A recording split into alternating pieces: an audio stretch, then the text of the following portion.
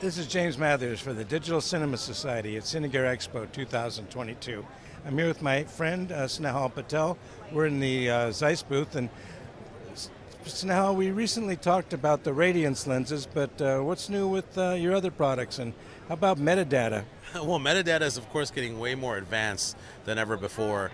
We're having all kinds of new applications that are available now. We have a whole software suite that is called the CinCraft Mapper. And this is part of the CinCraft suite of tools that we're coming out with, which allow you to use for visual effects, for virtual production, VR, all kinds of applications, stitching things together, more metadata information from lenses that give you distortion, shading characteristics, which is like exposure fall off. In the future, you'll have CA, chromatic aberration characteristics.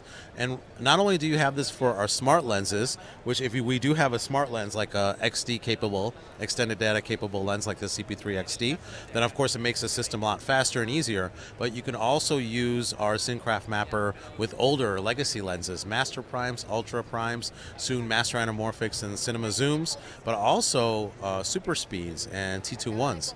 So you have this whole suite of tools that are available that give you really accurate information for all these important applications that we use every day, but will be very easy to access, very inexpensive tools to use. And in the future, we're also going to have more hardware coming out for camera tracking and stuff like that we're going to introduce in the fall. So we're going to have a lot more metadata stuff coming out.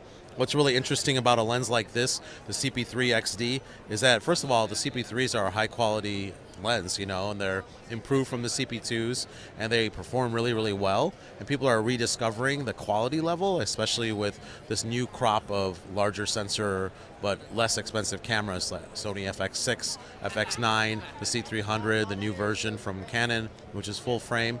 You need a lens that is capable of handling that kind of image size or a smaller image size like Super 35, and doing it with a lot of class and a really good image quality, matching between the 10 different focal lengths, and the XD version of the lens having communication with camera systems and external devices. So this is coming in handy right now on virtual production stages where they're hungry for data. They want the data that's coming off the lenses. They want to integrate it into the Unreal Engine.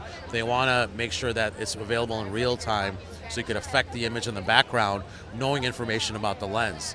So this is becoming really important. You're starting to see in a lot of virtual production stages and applications, the CP3 is a very popular choice.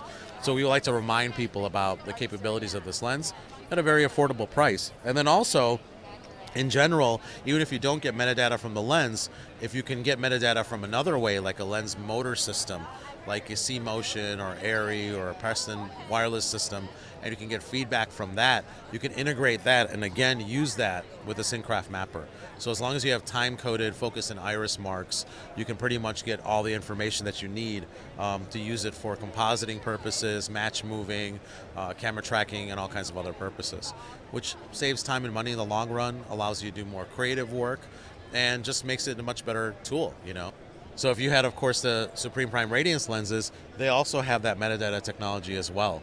And in this case, with the Red camera system, the DSMC2, and the upcoming DSMC3 systems, it's already integrated. All that data is automatically being saved from the lens into the camera and be made available for other applications. So it's a really powerful system. You can get on the high end with the Supreme Prime and the Radiance lenses. You can get it with the CP3. But even if you use a legacy Zeiss lens, as long as you're mapping your focus and iris marks, we can get you more data.